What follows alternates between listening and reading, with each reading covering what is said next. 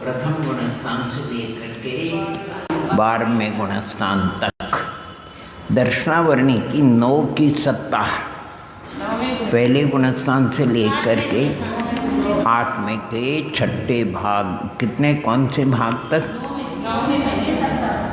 दर्शनावरणी की 9वें तक होगा।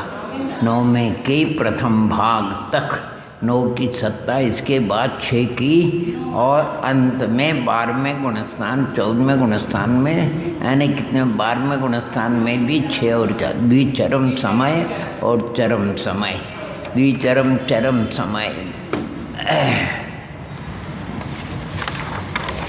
अच्छा साहब, फिर से दर्शनावरणी की 9 प्रकृतियों की सत्ता 9वें गुणस्थान के प्रथम भाग तक, कोई दूसरे भाग तक भी मैं, इसके बाद 6 की सत्ता चालू होती है तो 12वें गुणस्थान के द्विचरम समय तक और चरम समय में 4 की सत्ता है, दोनों निद्राओं की भी नहीं है।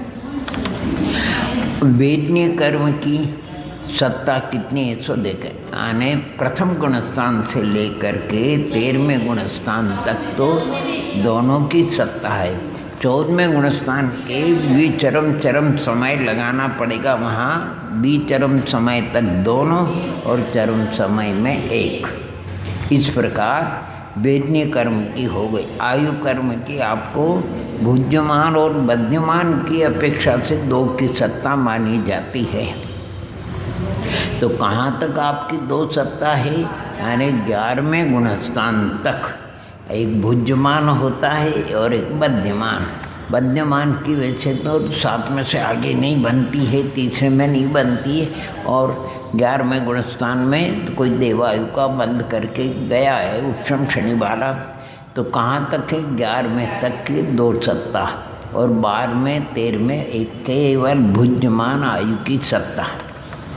और गोत्र में अर्थात सत्ता पहले गुणस्थान में 2 की भी सत्ता और 1 की भी सत्ता है। एक है 2 की भी सत्ता है और 1 की, जो अग्निकायक और वायुकायक होते हैं, सप्तम नरक के नारकी होते हैं या जो भी अग्निकायक वायुकायक तो है ही है, उनके सिर पर नीच गोत्र का ही बंध भी नीच गोत्र का और उदय भी नीच गोत्र का, इसलिए 1 की सत्ता है। और बाकी अन्य जीवों के बंध कई का उदय कई का चलता है तो 2 की सत्ता गोत्र के। कहाँ तक है ये भी 14वें गुणस्थान के द्विचरम समय तक 2 की सत्ता। पहले में 1 की और 2 की बता दिया आपने, और 14वें गुणस्थान में 2 और 1 की द्विचरम समय तक 2 की और चरम समय में। और अंतराय कर्म की 5 प्रकृतियों की सत्ता 12वें तक। मोहिनी कर्म, मोहिनी कर्म की पहले माने मोहिनी कर्म के सत्व स्थान 15 है, ध्यान देना हो। मोहिनी कर्म के सत्व स्थान कितने हैं 15, यानी 15 माने 28 का 27 का 26 का, फिर 24 का 23 का 22 का 21 का, 21 के बाद 13 का 12 का और 11 का, इसके बाद कितने का है 5 4 3 2 और 1 का 15 पूरे हो गए, कम तो नहीं हुए नहीं। ऐसे 15 सत्व स्थान है, उसमें पहले गुणस्थान में कोई भी जीव है तो उसके 28 27 और 26, जो एक बार सम्यक्त को प्राप्त कर लिया उसके 3 टुकड़े हो गए और पुनः मिथ्यात्म में आ गया तो उसकी कितने की सत्ता होगी 28। और जिसने ज़्यादा काल मिथ्यात्म में रहा तो फिर सम्यक प्रकृति का उद्वेलन हो गया तो उसकी कितने हो गई, इसमें 27 में सम्यक प्रकृति का अभाव है।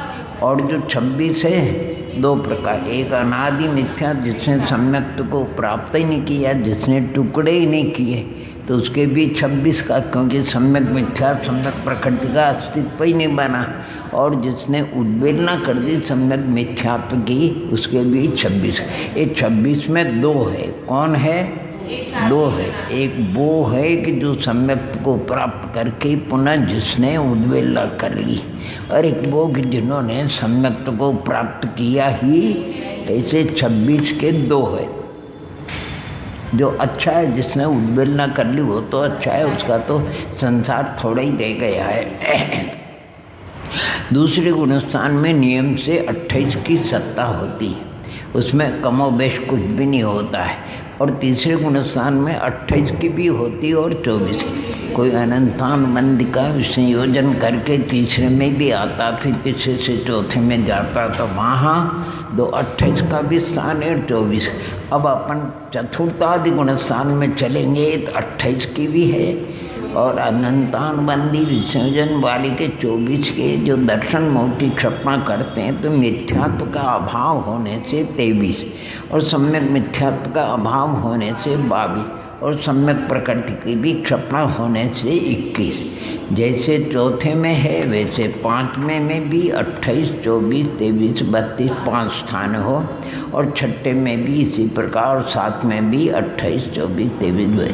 अब अपन 8वें में पहुंच गए, तो जो 28 माने यहाँ पर जो द्वितीय सम्यक्त्व वाला है, जिसने अनंतानुबंधी का विसंयोजन नहीं किया, ऐसे आचार्यों का मत है।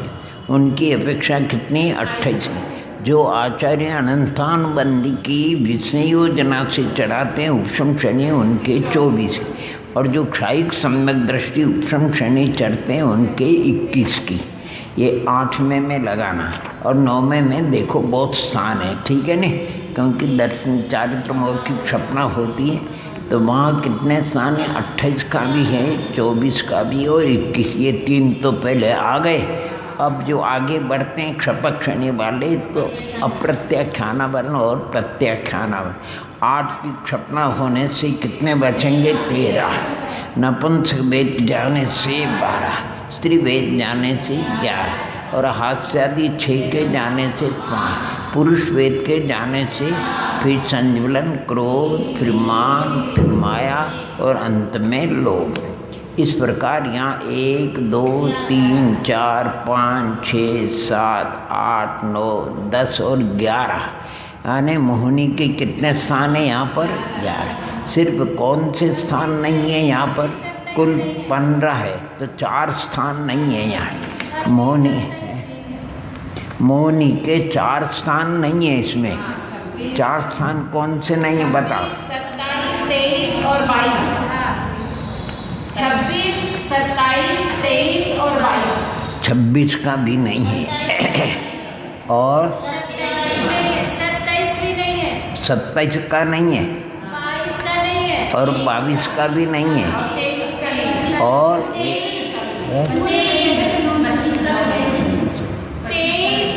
2 पे 3, 23। हाँ 23।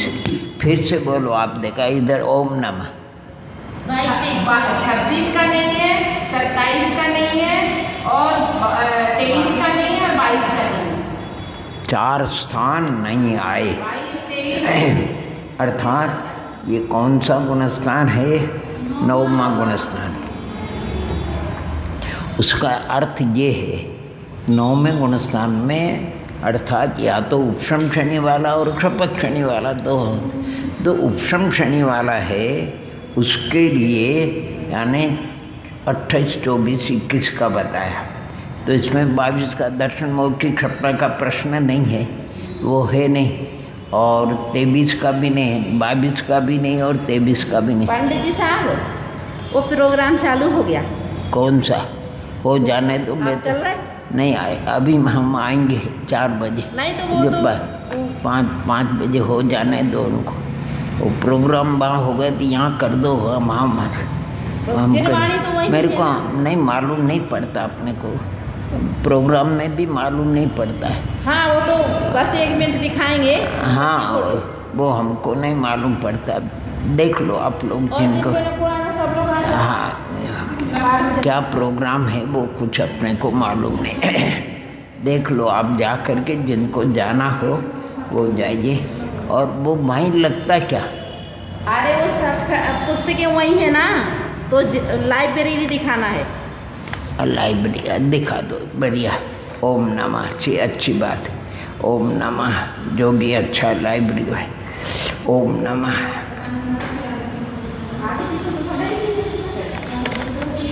अर्थात इसमें देखो मोनिका जो 28 है, अब इसमें 26 का नहीं है, 27 का नहीं है ना, 2 तो ये हो गए और इधर 23 और 22 का। बढ़िया, इसलिए ये नहीं है, बराबर देख लेना चाहिए। ये 4 स्थान नहीं है और बाकी सब स्थान आए। अब 10वें गुण स्थान में कोई पहुंच गए तो 28, 24 ये उपशम शनि की अपेक्षा है, क्षपक शनि की अपेक्षा तो सिर्फ 1 है। और 11वें में वही 28, 24, 21 और फिर आगे तो 12वें में कुछ नहीं, 13वें में कुछ नहीं। तो इस प्रकार मोहिनी कर्म को आप लगा लें और किसी भव्यात्मा को जाना जाओ, देखो भैया क्या क्या है।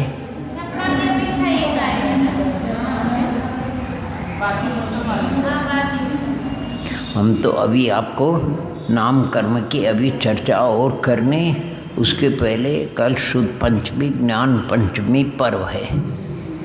आने अपने प्रति आचार्य भगवंतों का, वैसे देखो परंपरा से 24 तीर्थंकर है, लेकिन बाकी तीर्थंकरों को भी अगर गौण करे तो अंतिम तीर्थंकर उनका धर्म तीर्थ चल रहा है। फिर गौतम स्वामी, सुधर्म स्वामी, जम्बू स्वामी, विष्णु नंदी मित्र, अपराजित, गौरन भद्र, 5 शुद्ध के भी बाकी कितने आचार्य, अपने को तो उनका नाम भी याद नहीं है। यानी 11 अंग, 10 पूर्व के 11 अंग कितने, 10 पूर्व के पाठी, 11 अंग के पाठी, एकांग के पाठी, इतने इतने आचार्य हुए भगवान। अपने का शास्त्र ज्ञान याद नहीं रहता है, अलग अलग परंपरा के।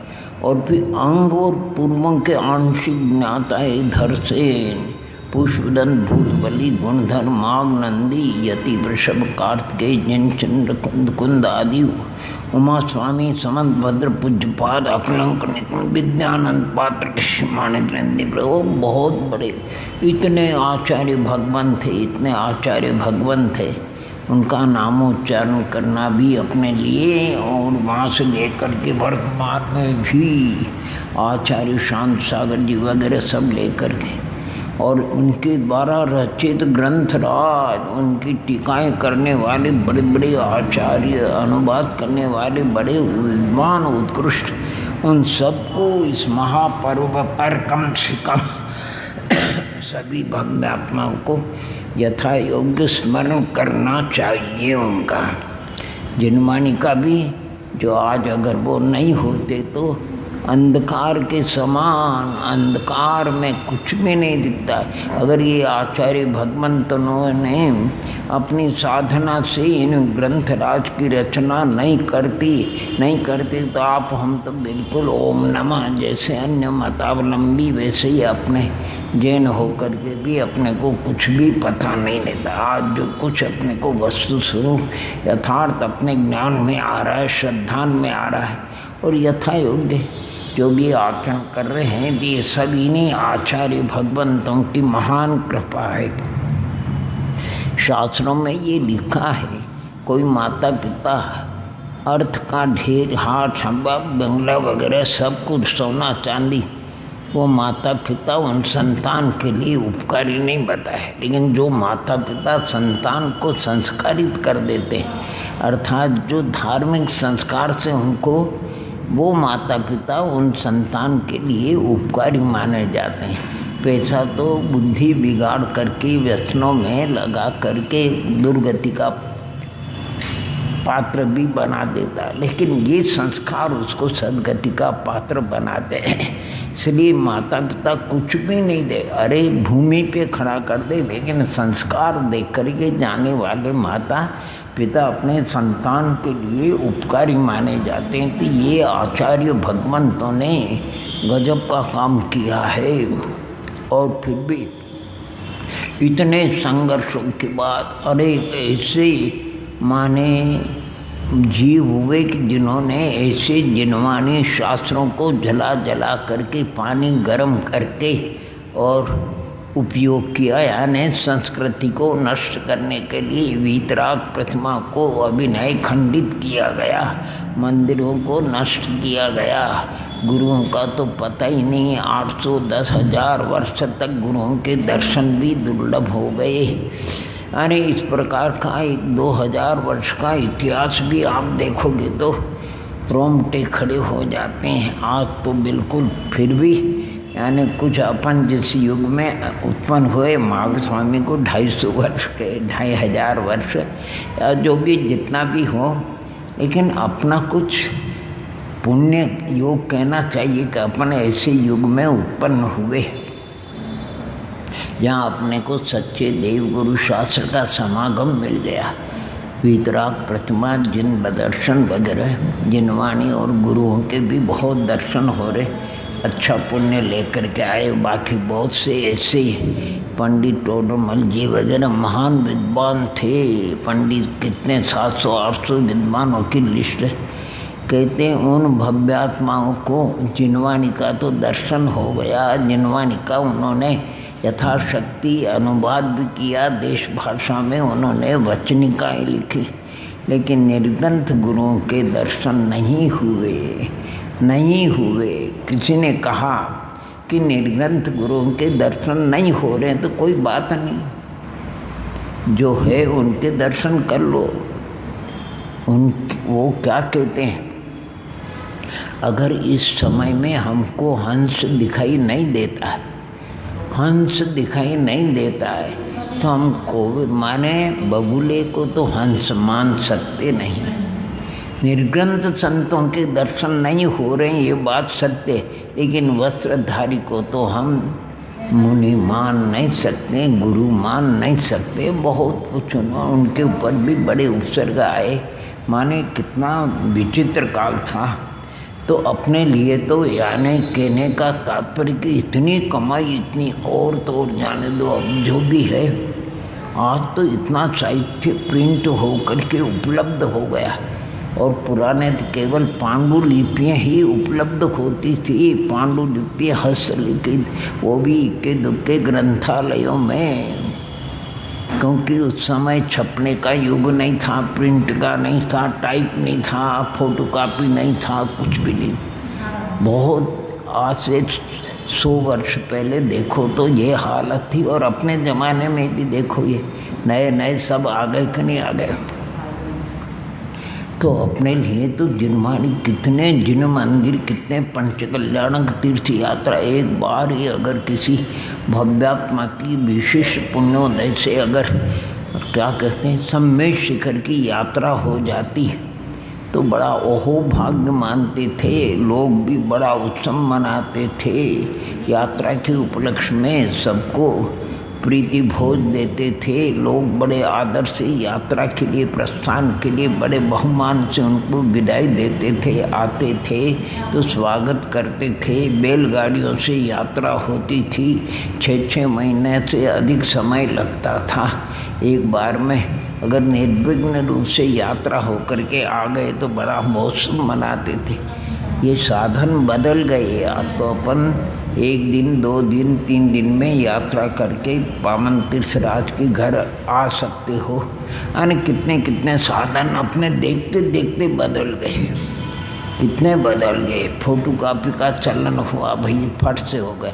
पहले टाइप से कराते थे फोटोकॉपी, और अब तो प्रिंट का, और अब तो ये मोबाइल वगैरह नाम पेंड्रा दूसरा यानी हमारा तो कहने का इतना उपकार कि जितना माता पिता आदि का उपकार नहीं, कई गुना, 1000 गुना, लाख गुना आज इस माता का, जिनवाणी माता का और इनके रचयिता और जो बीच में भी हुए ऐसे अनेक संत हुए जिनका नाम अपन नहीं, जिन्होंने कुछ जिनवाणी की रचना करी उनका नाम तो अपने को याद है। बाकी कितने संत हुए होंगे, कितने महान विद्वान हुए, उनका नाम भी अपने को मालूम नहीं।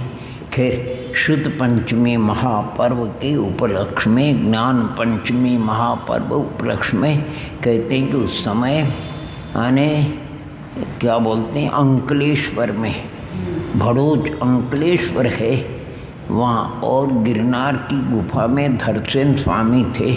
उन्होंने पुष्पदंत भूत बलि महाराज को, और उन्होंने फिर वहाँ से विहार कर गए और कहाँ पर अंकलेश्वर वगैरह में उन्होंने उस रचना को तो आज के दिन षटखंडागम सूत्र की रचना हुई और उधर एक गुंधर आचार्य हुए, उन्होंने कषाय व्रत की रचना करी।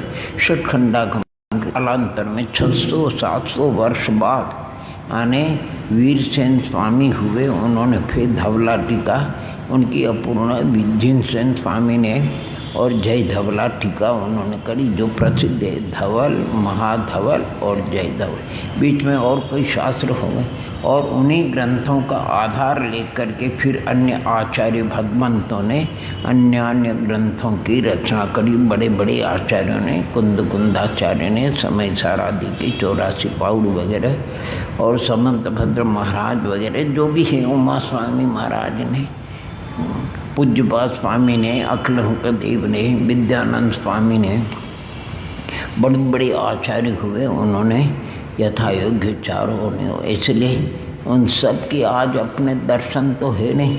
एक अलग सिद्धांत सागर जी थे, उन्होंने खोज करके, और अन्यत्र भी होगा, 84 आचार्य भगवंतों की एक वो बनाई है फोटो कापी, और शायद वो प्रदर्शनी भी जहाँ जाते हैं लगाते। 84 यानी आचार्यों के फोटो, पुराने ज़माने में फोटो चलन नहीं था नहीं, तो उन्होंने कृत्रिम माने बना दिया निर्ग्रंथ के फोटो और उनका परिचय दे दिया कि किस सन में ये हुए, उन्होंने किस किस शास्त्र की रचना करी। ऐसी उन्होंने 84 आचार्य भगवंतों की एक एल्बम बनाया उन्होंने। और भी दूसरे वगैरह जो भी हो, अने शुद्ध पंचमी पर्व अभी कोई देखा है, ज्ञान माता जी ने कुछ जो भी है, जिनकी बात देखो साधन है। आज जैन 2 चल रहे हैं, 2 सिर्फ, एक तो शायद जिनवाणी और पारस चैनल चलता है, और उनका न्योछावर भी बहुत बड़ा होगा, जिसमें अनेक दातार लोग सहयोग देते हैं। तब वो और जो विशेष यानी साधक संत थे, उनके बंदे बंधाए हैं, टाइम पूरा का पूरा उनमें उनका होता है। कभी कभार वो चैनल वाले विशेष होता है तो उसको गौण करके फिर उनका दे देते। तो शुद्ध पंचमी जैसे ज्ञानमती माता जी, उनका बंधा हुआ पूरा चलता ही है। इसी प्रकार देख लेना क्या हो रहा है। ये जो ऑनलाइन करते नहीं भैया, एक स्वामी कार्तिका अनुप्रेक्षा हो तो ढूंढ लेना, ऊपर हो तो। वो पुष्पा जी मांग रही थी, वो पढ़ती होगी खुद, माने आशा जी पढ़ाते होंगे। तो मेरे को कहने का इतना ही है, आपके यहाँ पर भी आपके सब पुण्योदय से बहुत बड़ी देखो लाइब्रेरी देखो तो सही, यानी आधा घंटा उसमें बैठ कर के देखो। हमारा अधिकतर समय देखो थोड़ा जाप कर लेते हैं, चिंतन कर लेते हैं, बाकी जो ग्रंथराज विराजमान है ना, अभी इसको उठा करके देख लें इसे तो 2-3 घंटे हमारे निकल जाते हैं। क्योंकि अभी के समय में समय निकालना बहुत बढ़िया है। जो आप बताए ये सब उपकरण है, ये उपकरण कम समझ में आते हैं, चलाते तो हैं, आप बताते उसको आप थोड़ा बहुत सुन लेते हैं, कर लेते हैं, लेकिन फिर भी काम चलता है ही नहीं। यानी जिनवाणी माँ की शरण है। कभी कोई पुस्तक उठा करके देते, कभी कोई उठा करके देख लेते हैं, 10-15 मिनट वो, 10-15 मिनट वो, 10-15 मिनट से 2-3 घंटे देखो। दिन को भी 4 घंटे देते हैं और शाम को भी 3-4 घंटे देते हैं, और रात को इतना पढ़ा नहीं जाता फिर। हाँ जी, तो अभी आपको मोहिनी कर्म की चर्चा आपके सामने हमने करी। बीच में शुद्ध पंचमी कल पर्व है नहीं, तो आप जरूर जिनवाणी के, वैसे कायदा तो ये है कि जिनवाणी माता की भी सेवा करना, उनका माने क्या, उनको कोई जीर्ण हो रही हो उनको सफाई वगैरह करना, धूप देना आदि आदि बहुत कम करते हैं। अब कौन करे, किसको पूछे, यानी जो बंद है सो बंद है, खुला है सो खुला है। कोई आजकल पढ़ने वाला भी कोई है नहीं, समय बहुत बदल गया। चलिए अब चलते लेकिन बहुत ये मानना, आप मानो तो बहुत ही अच्छी बात है। हम तो मानते कि बहुत बड़ा उपकार है, बहुत बड़ा उपकार है, बहुत बड़ा, इतना बड़ा जिनवाणी और आचार्य भगवंत को उपकार है कि हम कह नहीं सके। जैसे वर्तमान में कोई दीक्षा गुरु वगैरह होते हैं तो वो शिष्य जो होते हैं भद्र परिणामी अपने गुरु के उपकार को बहुत मानते हैं, उनकी महिमा बहुत गाते हैं, उनको परोक्ष प्रत्यक्ष रूप में भी उनके लिए वो आने बहुत अपनी भावना भाते हैं। तो अपन भी थोड़ी भावना भान ली। आने दोनों शुद्ध स्कंद परंपरा चल रही है, हजारों लाखों श्लोकों की रचना करके गए आज। तो चलिए अब आगे अपन चलते हैं। मोहिनी कर्म के गुण स्थानों की अपेक्षा एक बार रिवीजन और कर लेते हैं। प्रथम गुण स्थान कुल 15 स्थान में प्रथम गुण स्थान में 3 है। कितने? कौन कौन से? और 26 का। 28 में तो सब आ गई, 27 में एक कम है। सम्यक प्रकृति लेना हो, पहले ही उसकी उद्वेलना होती है, यानी सांस चालू हो जाती लेकिन उसकी स्थिति कम होती, तो पहले वो समाप्त हो जाए। और फिर 27-26 में सम्यक मिथ्यात्व की भी जिन्होंने उद्वेलना अथवा तो जिन्होंने अभी तक सम्यक को प्राप्त, तो उनकी कितनी की सत्ता है? 26। जैसे 26 की सत्ता वाले 2, ठीक है ना, एक सादी मिथ्या दृष्टि और एक अनादि मिथ्या दृष्टि। और दूसरे गुणस्थान में 28 कोई अलग स्थान है। तीसरे गुणस्थान में यहाँ 24 में कौन नहीं है? तो अनंतानुबंधी, जो विसंयोजन करके गया है और नहीं करके गया तो 28, और विसंयोजन करके गया तो 24।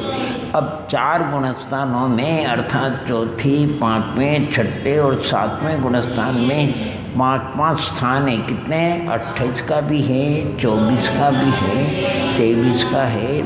28 में तो कोई प्रश्न है नहीं। 24 में 4 कौन सी नहीं है? हाँ, जिन्होंने विसंयोजन कर दिया। 23 में जिन्होंने मिथ्यात्व की क्षपणा कर दी है। 22 में सम्यक मिथ्यात्व की भी क्षपणा हो गई और 21 में भी क्षपणा हो गई। ऐसे चौथे, 5वें, 6ठे और 7वें गुणस्थान में एक शरी का कोई फर्क नहीं हो।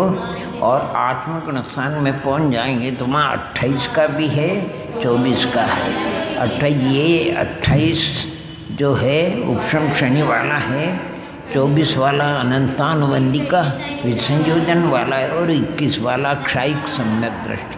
जो क्षपक श्रेणी उपशम श्रेणी भी चढ़ता है और क्षपक श्रेणी भी चढ़ता है। ये 8वें की बात है। अब ये क्षपक श्रेणी वाले का 9वां गुणस्थान है, उसमें उपशम शनि वाले के तो 28, 24 और 21 का होगा। बाकी अब जो क्षपक श्रेणी वाला 21 है नहीं, यानी क्षायिक सम्यक दृष्टि जो क्षपक श्रेणी चढ़ रहा है वो पहले 8 नहीं है। कौन सी? अप्रत्याख्याना वर्ण और प्रत्याख्याना, ठीक। अब 12 में 1 नहीं है, नपुंसक वे। 11 में 1 नहीं, स्त्री वे। फिर 5 में हास्य, रति, अरति, शोक, भय और जुगुप्सा। फिर 4 में पुरुष वेदनी, फिर संबलन, क्रोध, फिर मान, फिर माया, और अंत में एक लोभ रहता है, ठीक है नहीं। ये 9वें गुणस्थान की चर्चा है, ये बादल लोभ है। अगर कोई 10वें गुणस्थान में है तो दोनों श्रेणी का मिला लेना हो। जो उपशम शनि वाले हैं वो तो 28, 24 और 21 के, और जो क्षपक श्रेणी वाले उनको एक कौन से? सूक्ष्म लोभ। अच्छा, 11वें में एक ही शनि वाला जाता है, उपशम शनि वाला, तो उसके 3 स्थान है। कौन से? 28 का जो अनंतानुबंधी विसंयोजन से चढ़े तो कितने हैं? 24। और जो क्षायिक सम्यक दृष्टि चढ़े तो वो 21 का। और 11वें के बाद तो मौनी की सत्ता है नहीं, अर्थात 0। ठीक। अब चलिए नाम कर्म अपन चलते हैं। नाम कर्म में कुल मिला करके 13 सत्व स्थान है। कितने? 13।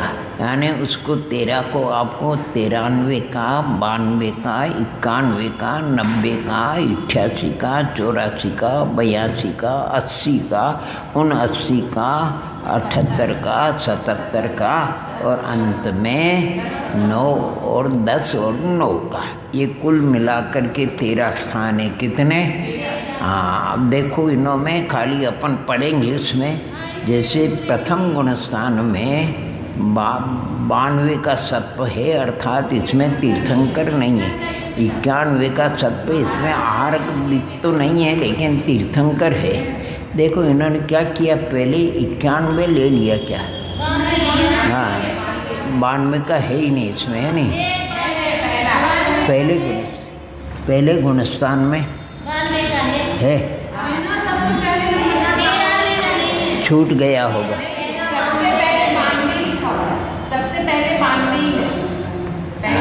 हाँ, 92 का है, 93 का नहीं।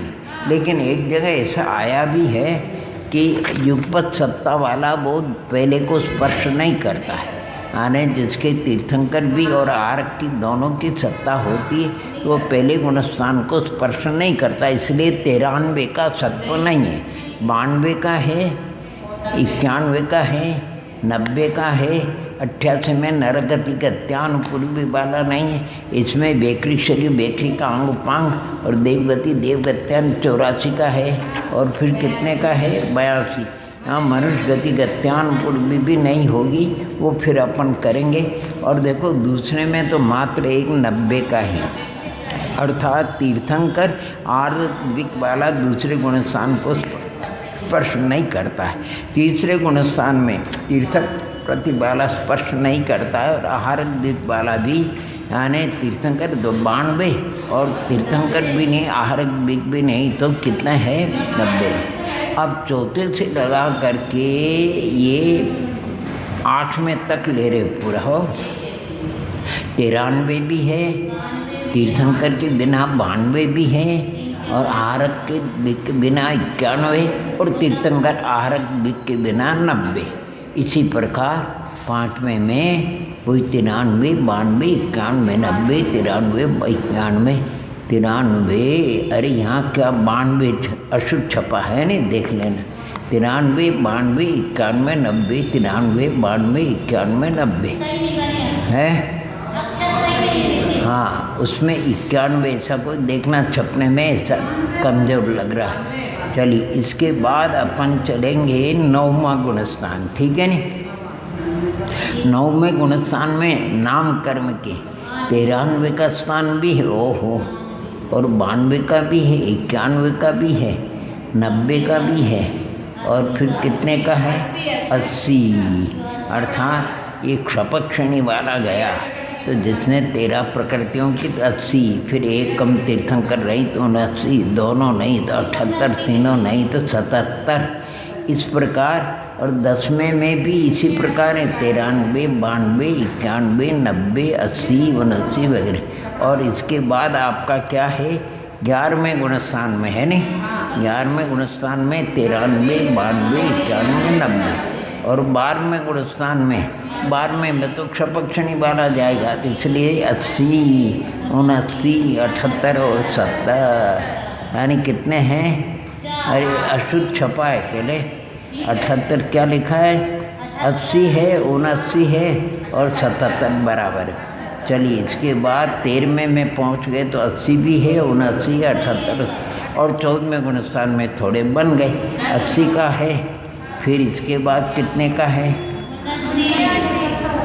79 बराबर। और फिर कितने का है? अर्थात बराबर 77। और जिसने चरम समय में फिर 10 का और 9 का। इस प्रकार आप इनको कर लेना। ओम नमः। इसकी चर्चा फिर करेंगे अपन। ओम नमः, ओम नमः। अब वो कौन सा प्रोग्राम हो रहा है वो देख लेना। ओम नमः सिद्धि जवानी के ज्ञानते सूर्य लोकालोक सो वाणी मस्तक नमो सदा दे।